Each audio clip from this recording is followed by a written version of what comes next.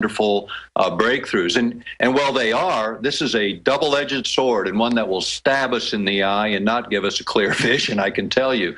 DARPA has been involved, starting with just microcircuits that would allow them to track special forces, congressional leadership. The Mexican government, even 200 of their top bureaucrats were implanted with chips years ago so they could track all their movements. These are much, much more sophisticated, and they go back to the idea of controlled effects, which came out of at least DARPA as well as the Electromagnetic Directorate of the Air Force.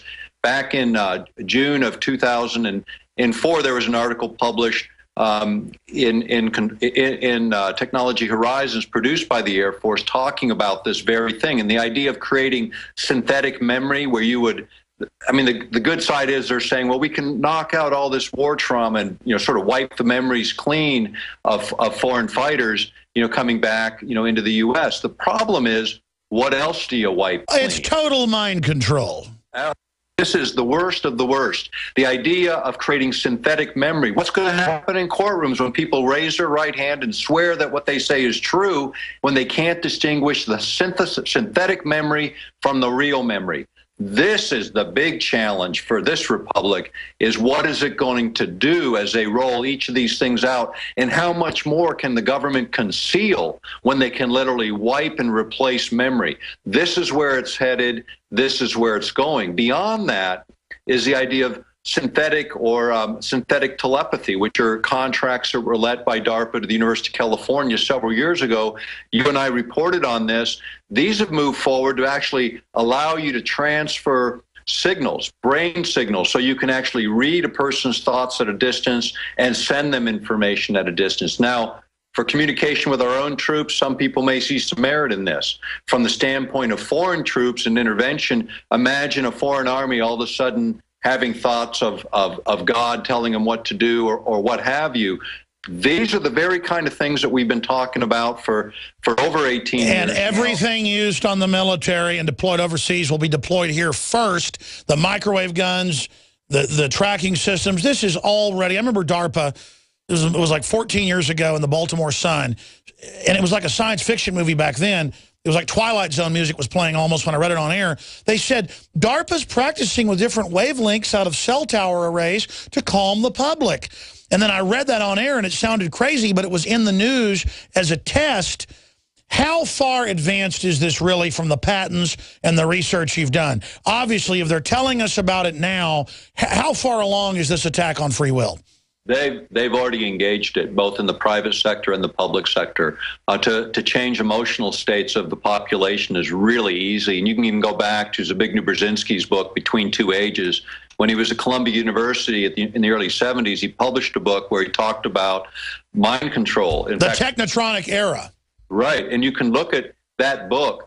And he, if people don't remember, he was National Security Advisor to Jimmy Carter. He's one of the founders of the Trilateral Commission. He is a globalist of globalists. This guy, if you read that book today, you'd swear it was a history on what happened in terms of technology, society, and politics literally around the world, because everything he predicted came true. This area, goes back decades, but where it is now is a very, very fine science. We've been able to replicate various functions of the brain, be able to do this synthetically through electronic circuits. And the resolution, if you will, the ability to do this at a finer and finer and finer level increases as our computer power increases. So when you think about this, to do what the brain does, say in 1980, no way. The technology wasn't there. To do it now with the advent and the emergence of supercomputers, you're going to be able to create machines that think like humans, that act like humans. You're going to be able to download your memory set. Let me ask you this. If they're 25 to 40 years ahead, depending on the technologies we know about in corporate and institutional redoubts, I see the internet, Dr. Begich, with the billions of people that are interfacing. It can predict the future, almost 100% mass movements, 97% they admit in individual movements. That's almost beyond human intelligence in some respects. Obviously, ours is much more advanced in other ways to, to be able to think of new things, to have love, to, tell what's good from bad, to enjoy a sunset. But isn't the internet interfacing with humans, in my view, a new life form and is already artificially intelligent? Yeah, I would say so. In fact, if you really look at it as it expands, it will never be 100%. And that's the thing about this. It will never have 100% predictability because of the emotional factors and just the human factor. The butterfly factor. But we're going to become more and more reliant. And that reliance is going to lead to judgments that are not necessarily the right ones because they won't have that human factor in. I mean, on one hand, things are expanding, but at the same time as they're expanding, the secrecy syndrome within government is expanding as well. That's the root of the problem. Government cannot be trusted. My family's been in it. I've been exposed to it my entire life. The first advice that my brother would give you as a U.S. Senator is, don't trust any of them. And that's coming from a guy on the inside. And the reality is, special interests continue to drive way too much of our public policy. And they're blinding themselves because they only care about their one issue. That's scientific smarts, but not wisdom. How does it create ripples? I want to come back with Dr. Nick Begich straight ahead to talk about future trends, how do we save humanity, your phone calls, and then more on the resources of the United States and North America that could create an incredible new future. In Africa and Australia, worth even more. And why strategically are the globalists trying to keep the United States suppressed? It's undoubtedly going on. But Carrie and, well, Jim's first, and Chad and Sue and Chris, we'll get to all of you coming up and your different topics, wild card topics, to take Dr. Begich in other directions. But in the 5-6 minutes we've got left in this segment, what are the big future trends? Positive, negative? Where do you see the establishment at right now in their worldview? What do you expect to unfold? I think, this idea of mind effects certainly is a big one. We have the worldwide internet, which we talked about in the last segment, but they're actually predicting, and a PBS special was the worldwide mind, where every human mind was connected in the same way the internet is connected today. Now, fundamentally, I think we already are connected, in one sense, but I don't think we need government or private sector connecting all the brains in the world and hacking them. The idea of creating synthetic memory, the idea of networking all the minds in the world, this is a trend that I think we need to very carefully look at and I think resist. I think the fact of the matter are there are some places that even though we can go there, we should not go there. And this is one of them. The idea of trampling over free will, trampling over the mind and using mental disorders, traumatic stress syndrome, these kinds of things as the vehicle for doing that is fundamentally flawed. And it's a Trojan horse that enters our mind, a Trojan horse that we need to really recognize. And I don't think it needs to be an initiative that we should be spending a lot of time and effort on. I mean, figuring out how to protect people from these kinds of technologies is more fundamental, as we're not the only country in the world developing. Exactly, and they already 6-7 years ago put passive MRI scanners in airports to, quote, scan brains. So this is way down the line. They're just doing it. And how dare you, doctor, be so extreme as to say we shouldn't all have brain taps? Of course the government needs to read our minds. That's freedom.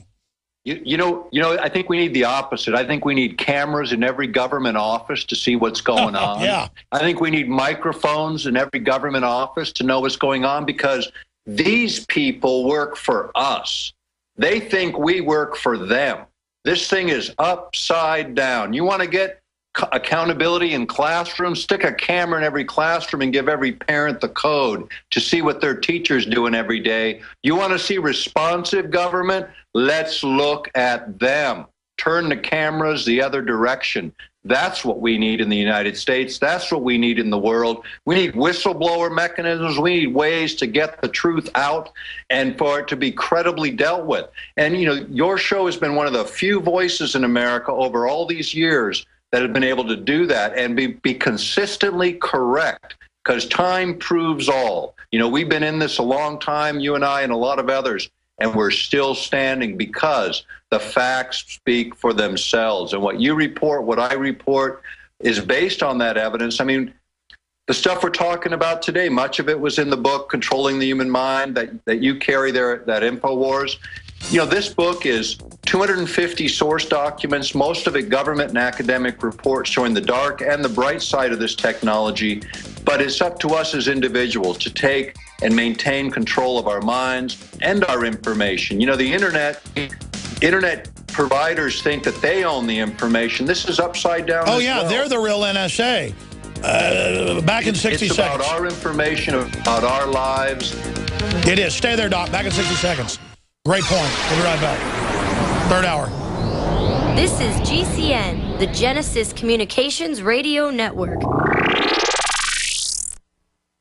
Why does the United States spend the largest percentage of GDP in the world on healthcare? Why do we have the highest cancer rates on the planet, the highest rates of diabetes, autism, and every other major disease? It all comes down to one thing. We are what we eat. Our food is devoid of nutrition and processed with poisons and additives. Our water is filled with toxic poisons and big pharma runoff. All of this has been engineered by design. We can turn the tide against the eugenicist by giving ourselves the nutrients our body desperately needs. To learn more, visit InfoWarsHealth.com. The site is literally packed with audio and video featuring top health professionals who don't bow down to big pharma. The fight against the New World Order starts with you, and you can't stand against the machine if you're sick, tired, and obese. When you visit InfoWarsHealth.com, be sure and check out the catalog with nearly 400 life-changing products and get free shipping when you sign up for AutoShip.